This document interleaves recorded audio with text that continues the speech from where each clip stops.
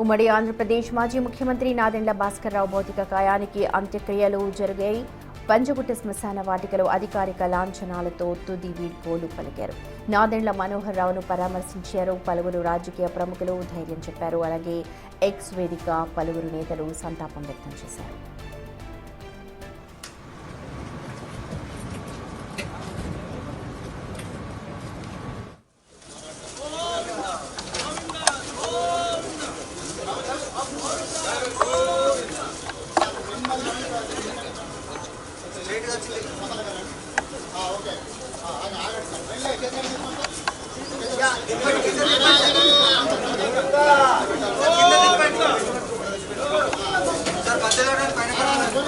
ప్రస్తుతం చూడొచ్చు హైదరాబాద్ పంచగుట్ట శ్మశాన వాటికలో మాజీ సీఎం ఉమ్మడి ఆంధ్రప్రదేశ్లో అత్యల్ప కాలం కేవలం 31 రోజులు సీఎంగా పనిచేసిన నాదెండ్ల భాస్కర్రావు అంత్యక్రియలు ప్రస్తుతం మీరు బిగ్ టీవీ స్క్రీన్ మీద చూస్తున్నారు. అనుకున్న సమయానికంటే నిన్ననే ప్రకటించారు. 4 గంటలకు అంత్యక్రియలు జరుగుతాయి శ్మశాన వాటికలోని. అనుకున్న సమయానికే 4 గంటలకు భాస్కర్రావు భౌతిక కాయాన్ని అక్కడికి తీసుకొచ్చారు. పూర్తిగా అక్కడ సాంప్రదాయబద్ధంగా తుది వీడ్కోలు పలకటానికి ఇప్పటికే అన్ని ఏర్పాట్లు కూడా చేస్తున్నారు. నిన్నటి నుంచి కూడా నాదెండ్ల మనోహర్ ఎవరైతే ప్రస్తుతం జనసేనలో ఉన్నారో ఆయనకి అందరూ కూడా ధైర్యం చెప్తూ ఉన్నారు. నాదెండ్ల భాస్కర్రావుకి 2 కుమారులు, అందులో ఒకరు నాదెండ్ల మనోహర్ ప్రస్తుతం జనసేనలో ఉన్నారు.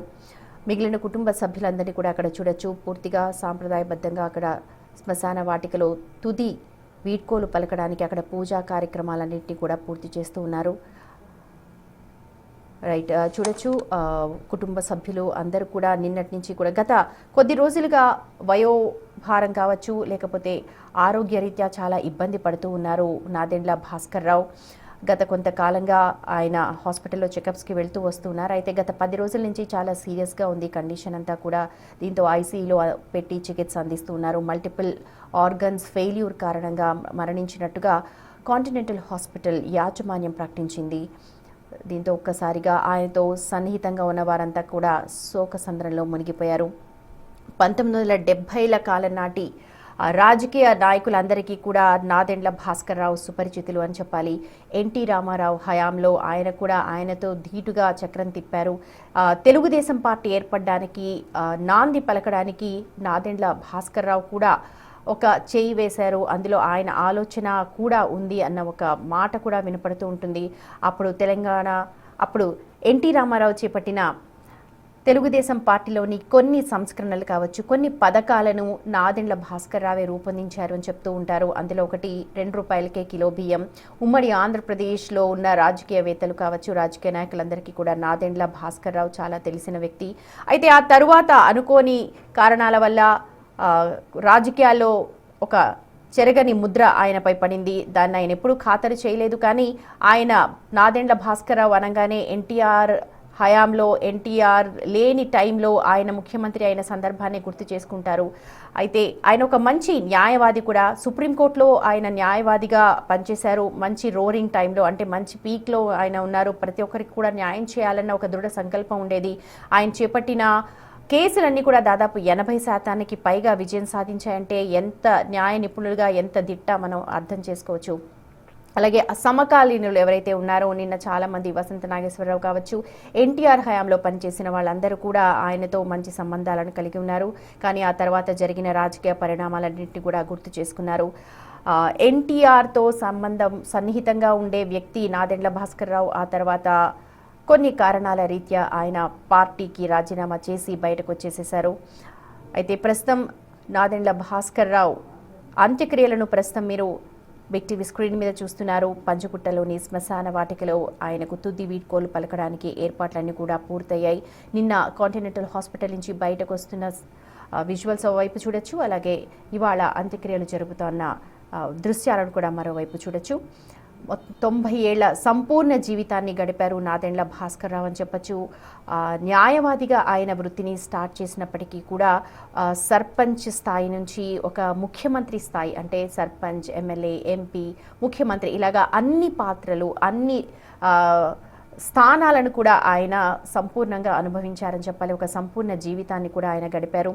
ఇక ఎప్పుడు కూడా ఒక తెల్లటి చొక్కా వేసుకొని చిరునవ్వుతో తెల్లటి మేనితో ఒక చిన్న సింధూరం పెట్టుకొని కనిపించే భాస్కర్ రావు నిత్యం కూడా ఆ ఇంటి ముందు కూర్చొని మాట్లాడుతూ ఉంటారు అంటూ ఆయన సన్నిహిత వర్గాలందరూ కూడా చెప్తూ ఉంటారు. క్రమశిక్షణకి మారుపేరు అప్పటి రాజకీయ నాయకులు అందరూ కూడా ఇదే చెప్తూ ఉన్నారు. నిన్న బిగ్ టీవీ కూడా చాలామంది ఆయన సన్నిహితులు ఫ్రెండ్స్ కావచ్చు, ఆయనతో సాన్నిధ్యం ఉన్న వాళ్ళందరితో మాట్లాడింది. క్రమశిక్షణ కలిగిన వ్యక్తి, తనకంటూ ఒక ఎయిమ్ని పెట్టుకున్న వ్యక్తి, ఒక లక్ష్యాన్ని పెట్టుకున్న వ్యక్తి, ఎన్ని ఆటుపోట్లు ఎదురైనా సరే ఆ లక్ష్యం నుంచి ఎక్కడ కూడా చెదరకుండా ఆయన ఒక సంపూర్ణ జీవితాన్ని గడిపారు.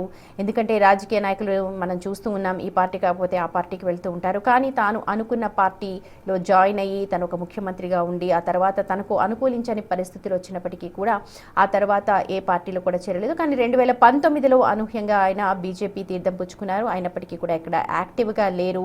ఆ తర్వాత వృద్ధాప్యం కారణంగా కొన్ని సమస్యల్ని ఆయన వెంటాడాయి. గత కొంతకాలంగా ఆయన తీవ్ర ఇబ్బంది పడుతూ ఉన్నారు.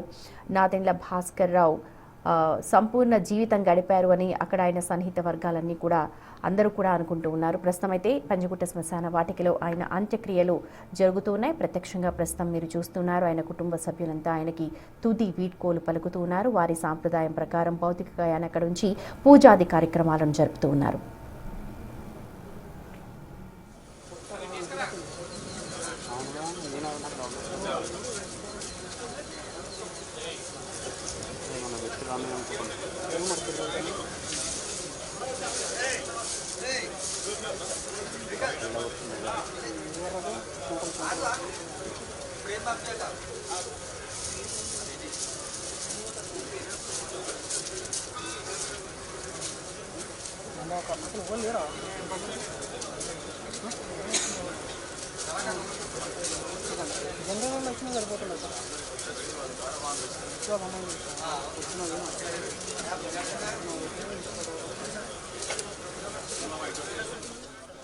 నాదెండ్ల భాస్కర్ రావు ఉమ్మడి ఆంధ్రప్రదేశ్లో తనకంటూ ఒక సంపుటిని, ఒక ప్రత్యేక పేజీని రాసుకున్నారు. నాదెండ్ల భాస్కర్ రావు ఒక న్యాయవాదిగా చాలా సుపరిచితులు ప్రతి ఒక్కరికి కూడా. అయితే ఆ తర్వాతి కాలంలో ఆయన ఒక సంపూర్ణ రాజకీయ జీవితాన్ని గడిపారు అని అంటూ ఆయన సన్నిహిత వర్గాలందరూ కూడా చెప్తూ ఉన్నారు. 70లలోనే రాజకీయ అరంగేట్రం చేశారు.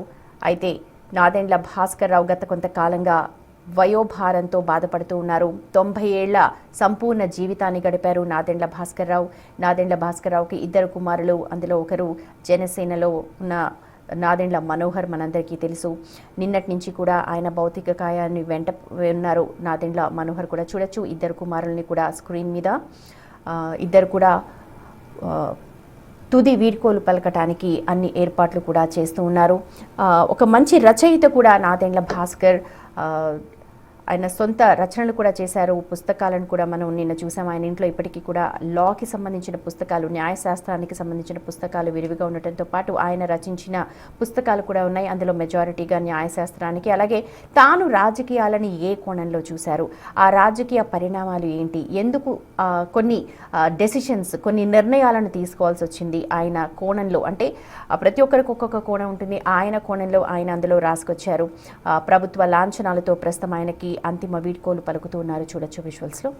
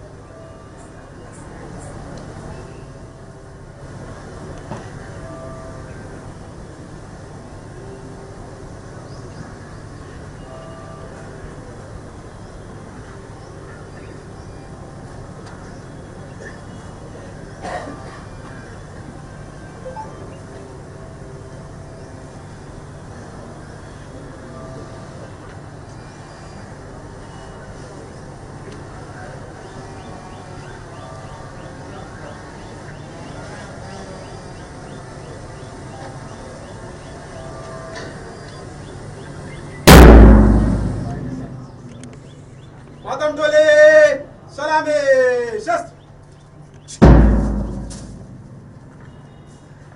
मातम डोले बाजू शस्त्र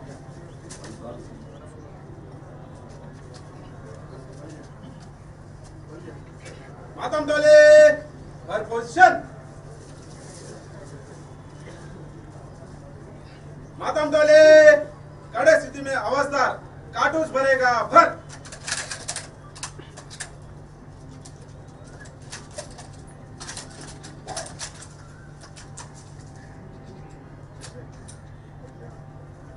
फेस करेगा फेस कर आराम करेगा आराम कर बीच से भरेगा भर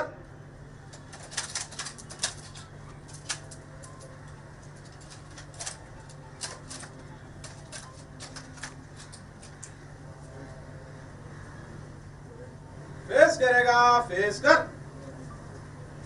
आराम करेगा आराम कर फिर से भरेगा भर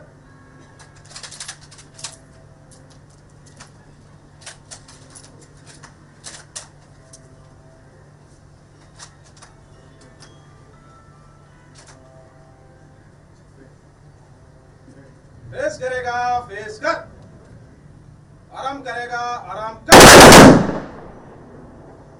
मातम डोले काले कर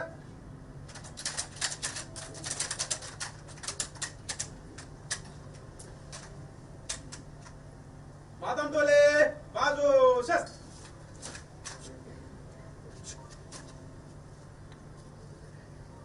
मातम डोले पिकअप एम्प्टीज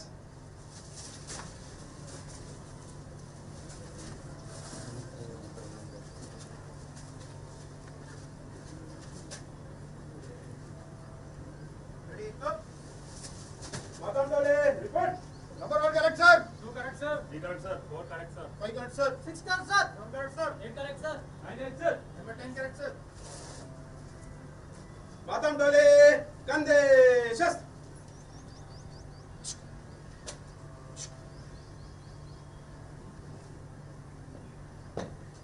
श्रीमान मातम डोले समाज को निष्क्रमण करने की आज्ञा प्रदान करें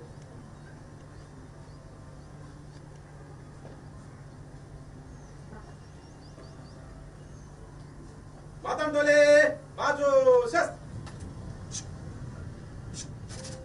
मातम डोले बाएं मुड़ बाएं से तेज छत